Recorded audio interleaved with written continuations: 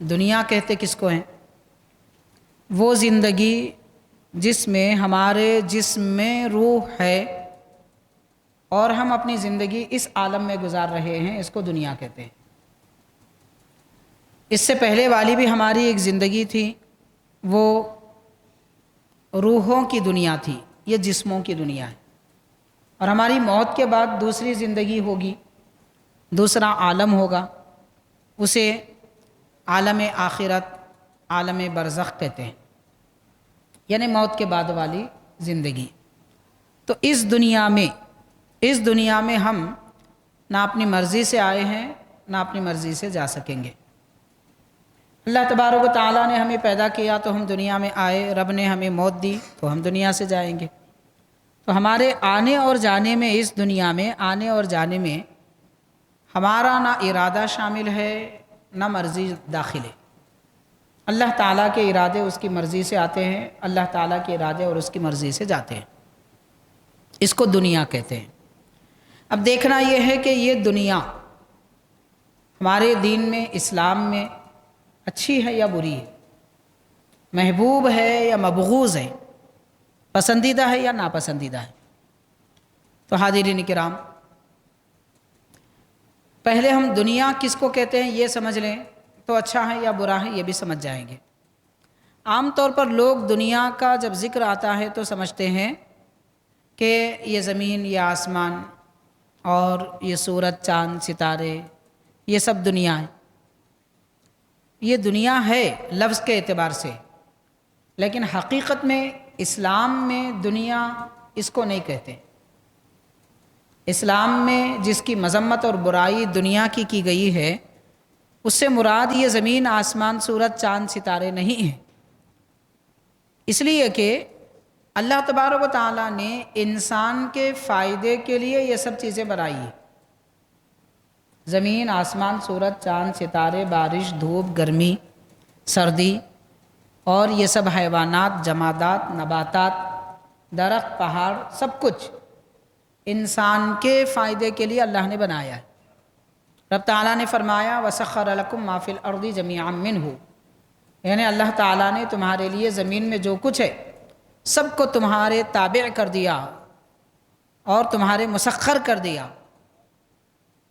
تو پتہ یہ چلا کہ یہ ہماری ضرورت کے لیے، جو چیز ضرورت کے لیے بنائی جاتی ہے وہ بری نہیں ہوتی۔ تو دنیا جس کو کہتے ہیں، اگر یہ زمین، آسمان وغیرہ مراد لیں تو وہ برا نہیں ہے۔ پھر کون سی چیز بری ہے؟ دنیا، جس کو نبی پاک صلی اللہ علیہ وسلم نے برا قرار دیا، قرآن پاک میں اللہ تعالیٰ نے اسے برا بتایا۔ تو حاضرین، وہ شے کہ جو ہماری ضرورت سے بڑھ کر ہے اور ہم خواہش کی خاطر اسے طلب کرتے ہیں، اس کو دنیا کہتے ہیں۔ جو چیز ہماری ضرورت سے بڑھ کر ہے اور اپنی خواہش کے لیے ہم اسے چاہتے ہیں، اس کو دنیا کہتے ہیں۔ بس اس کا نام دنیا ہے۔ اب جب یہ بات آپ سمجھ چکے ہیں تو اس کا دوسرا پہلو ہے، وہ یہ ہے کہ حاضرین، ہماری ضرورت کی چیز اس دنیا میں بھی دنیا نہیں ہے۔ جو چیز ہماری ضرورت کی ہے وہ دنیا میں بھی دنیا نہیں ہے، اور ضرورت سے زیادہ ایک رتی برابر بھی کیوں نہ ہو وہ دنیا ہے، جس کی برائی قرآن پاک میں، حدیث پاک میں آئی ہے۔ مثال کے طور پر اللہ تعالیٰ نے ہم کو کھانے پینے کا محتاج بنایا، تو ہماری ضرورت کے مطابق کھانا پینا دنیا نہیں ہے، اور ضرورت کے مطابق رزق طلب کرنا بھی دنیا نہیں ہے۔ رب تبارک و تعالیٰ نے ہم کو حکم فرمایا تم اپنا جسم ڈھانکو، لباس پہنو، تو ضرورت کے مطابق لباس پہننا یا لباس کو طلب کرنا دنیا نہیں ہے۔ یہ دیکھنا ہے کہ پھر دنیا کس کو کہتے ہیں۔ ایک پہلو تو یہ ہوا۔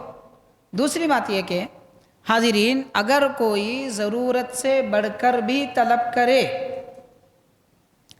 دنیا میں سے ضرورت سے زیادہ طلب کرے، مگر اپنی ذات کے لیے نہیں، دوسرے ضرورت مندوں کے لیے طلب کرے، اپنی ذات کے لیے نہیں بلکہ دوسرے ضرورت مندوں کے لیے طلب کرے، تو بھی وہ دنیا نہیں ہے۔ کیسے؟ اس کی مثال آپ یوں سمجھ لیجئے مثال کے طور پر ایک دن کے کھانے پینے کی ضرورت ہماری جتنی ہے وہ کتنی ہوتی ہے میں آپ کو آگے عرض کروں گا. ایک دن کے کھانے پینے کی جتنی ہماری ضرورت ہے وہ ضرورت کے مطابق اگر ہم کمائی کریں، طلب کریں، کوشش کریں تو وہ دنیا نہیں ہے. اور ضرورت سے زیادہ کے لیے بھی کوشش کریں مگر اپنے لیے نہیں بلکہ کوئی ایسے ضرورت مند آدمی کے لیے جو خود کوشش نہیں کر سکتا یا کرتا ہے تو اسے ملتا نہیں ہے. مطلب ہمارا پڑوسی یا ہمارے بھائی یا ہمارے کوئی رشتہ دار یا ہم اپنے کوئی دوست یا کوئی بھی غیر کہ وہ کوشش کر رہے ہیں مگر انہیں نہیں مل پا رہا ہے یا وہ کوشش کر ہی نہیں سکتے، ان کے لیے اگر ہم کمائی کریں تو بھی یہ دنیا نہیں ہے اگرچہ کہ ہماری ضرورت سے بڑھ کر ہے. تو یہ مطلب ہے دنیا کا، اس کو اچھی طرح سمجھ لینا چاہیے.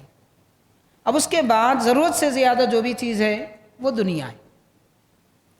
ضرورتیں کیا ہوتی ہیں اب آپ یہ سمجھیے. میں آپ کو بتانا چاہوں گا حضور نبی کریم رحمۃ اللہ علیہ صلی اللہ علیہ وسلم نے 2 احادیث شریفہ میں ہماری ضرورت کو بیان فرمایا کہ دنیا میں سے ہم اتنا لے سکتے ہیں، اس سے بڑھ کے نہیں لے سکتے، بس اتنا ہی لے سکتے ہیں، اس سے بڑھ کے نہیں لے سکتے. حدیث پاک ہے، سنن ترمذی کی حدیث پاک ہے. حضور نبی کریم علیہ الصلوۃ والسلام نے یہ ارشاد فرمایا کہ ابن آدم کے لیے کافی ہے کہ ایک خادم ہو، ایک سواری ہو، ایک سواری ہو جو راہ خداوندی میں خرچ کرے چلے. سواری کا مطلب ایسا نہیں ہے کہ ہم کچھ بھی استعمال کریں.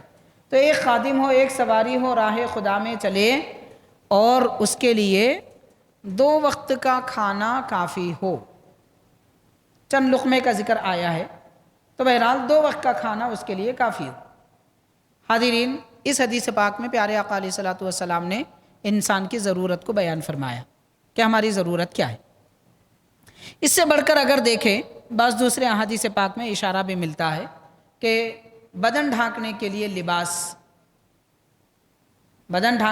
لباس اور رہنے کے لیے ضرورت کے مطابق مکان، یہ انسان کی ضرورت ہے.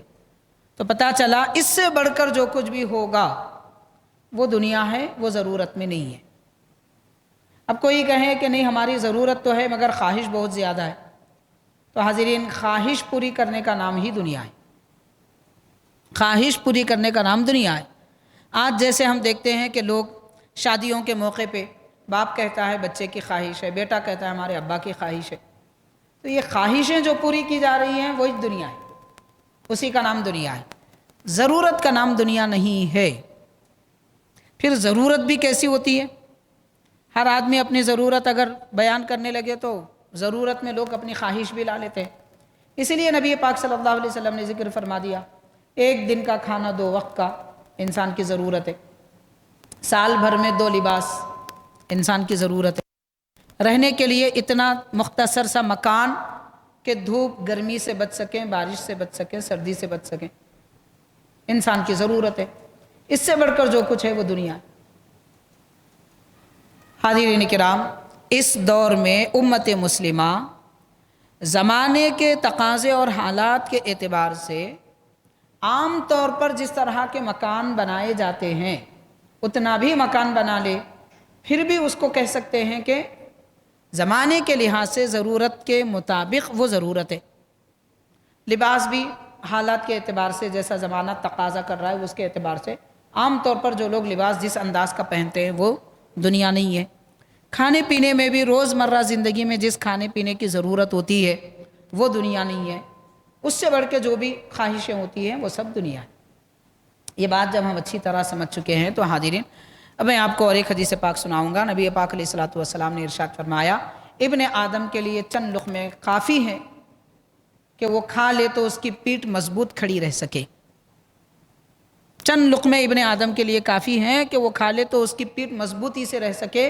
مطلب یہ ہے کہ وہ کھڑے رہ کر لمبی لمبی نماز پڑھ سکے، دراز سجدہ کر سکے، بہت دیر تک قیام کر سکے، یا پھر اپنے بال بچے رشتہ دار وغیرہ کے لیے کچھ کمائی کر سکے، اس کے پیٹ میں کچھ دم آئے، اتنا کھا لینا کافی ہے. پیٹ بھرنے تک کھانا دنیا ہے. پیٹ بھرنے تک کھانا دنیا ہے. کھانے کی خواہش باقی ہو اور کھانا ختم کر دیں، یہ ضرورت ہے، اس کو دنیا نہیں کہتے۔ حاضرین کرام، نبی پاک علیہ السلام نے جیسا کہ انسان کی ضرورت کو بیان کرتے ہوئے بھی ارشاد فرمایا کہ کوئی آدمی اپنے پیٹ کے گویا 3 حصے کر لے، ایک حصے میں کھانا کھائے، دوسرے حصے میں پانی پیے اور ایک حصہ پیٹ کا خالی رکھے، تو اس سے بڑھ کر اگر کوئی کوشش کرے گا، کھانے پینے کی خواہش رکھے گا، تو پھر وہ دنیا ہے۔